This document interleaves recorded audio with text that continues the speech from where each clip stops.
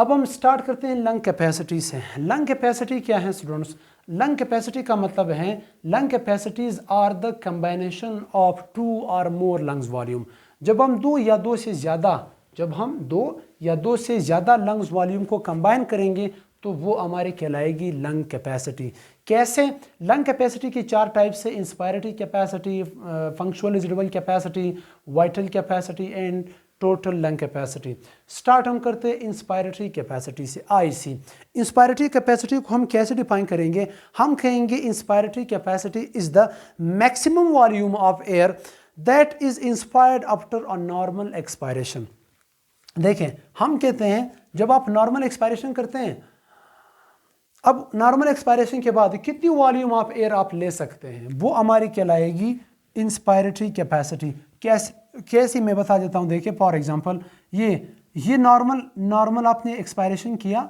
अब normal expiration के बाद कितनी अमाउंट ऑफ एयर आप ले सकते हैं? तो आप कहोगे एक तो मैं नॉर्मल इंस्पायरेशन कर सकता हूँ, यानी टीवी टाइडल वॉल्यूम भी मैं कर सकता हूँ, ले सकता हूँ, प्लस फोर्सफुली भी मैं सांस ले सकता हूँ, यानी IRV भी मैं ले सकता हूँ, इंस्पायरेटरी रिजर्व वॉल्यूम।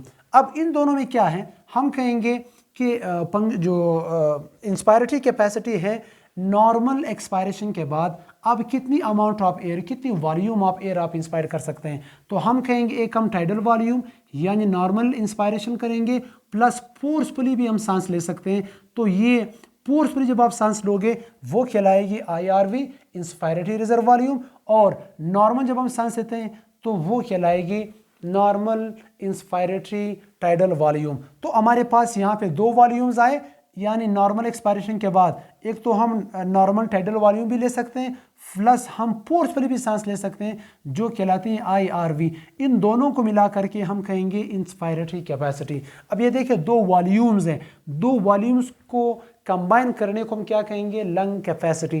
पहला लंग कैपेसिटी क्या हुआ? Inspiratory capacity. कितनी होती है इंस्पायरेटरी कैपेसिटी? देखिए IC इज इक्वल टू, जब आप फोर्सफुली सांस नॉर्मल एक्सपायरेशन के बाद एक आप टाइडल वॉल्यूम ले सकते हैं, टीवी प्लस और कौन सी आप कितनी अमाउंट ऑफ एयर फोर्सफुली आप सांस ले सकते हैं? IRV। इन दोनों को मिलाकर के क्या कितनी अमाउंट ऑफ एयर बन जाएगी?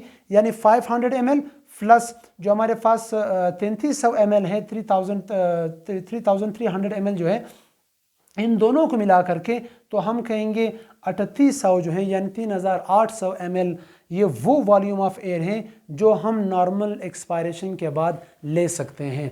इसके बाद सेकंड है हमारे पास punctual residual capacity, functional residual capacity, FRC।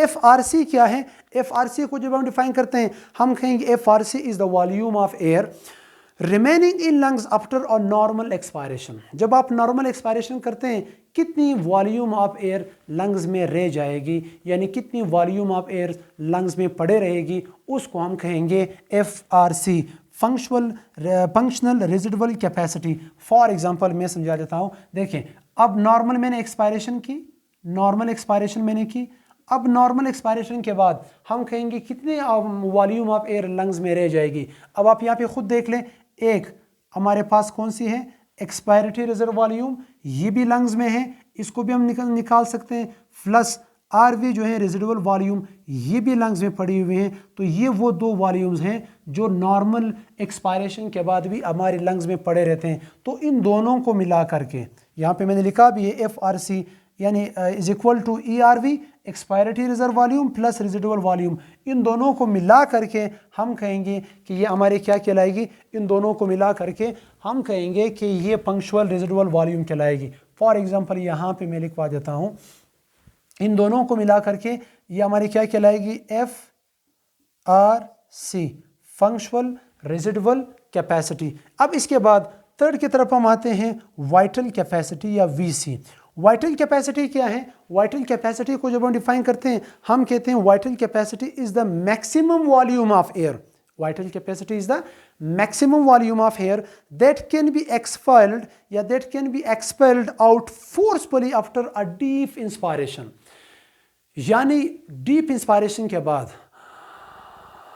अब मैंने डीपली सांस ली, डीप इंस्पायरेशन के बाद कितनी वॉल्यूम ऑफ एयर जो है यानी मैक्सिमम वॉल्यूम ऑफ एयर कितनी आप निकाल सकते हैं डीप इंस्पायरेशन के बाद वो कहलाएगी हमारी वो कहलाएगी वाइटल कैपेसिटी। यानी वाइटल कैपेसिटी मैं यहाँ पे समझा देता हूँ। देखें, वाइटल कैपेसिटी में हम क्या करते हैं, मैंने डीपली सांस ली, मैंने सांस ली। कैसे हम डिफाइन करते हैं, अभी जो मैंने डिफरेंशियल बताया, हम कहेंगे FRC जो है VC जो है वाइटल कैपेसिटी जो है, it is the maximum volume of air that can be expelled out forcefully after a deep inspiration. अब मैंने डीप इंस्पायरेशन की, अब कितनी वॉल्यूम ऑफ एयर में निकाल सकता हूं, तो आप कहोगे कि देखिए VC जो है, एक तो मैं IRV जो अभी मैंने ली इंस्पायरेटरी रिजर्व वॉल्यूम ये मैं निकाल सकता हूं, प्लस टाइडल वॉल्यूम में निकाल सकता हूं, प्लस एक्सपायरेटरी रिजर्व वॉल्यूम, ये तीनों वॉल्यूम में निकाल सकता हूं। IRV, inspiratory reserve volume, tidal volume plus ERV, यानी इन तीनों वैल्यू को मिला करके हम क्या कहेंगे, ये हमारी VC कहलाएगी।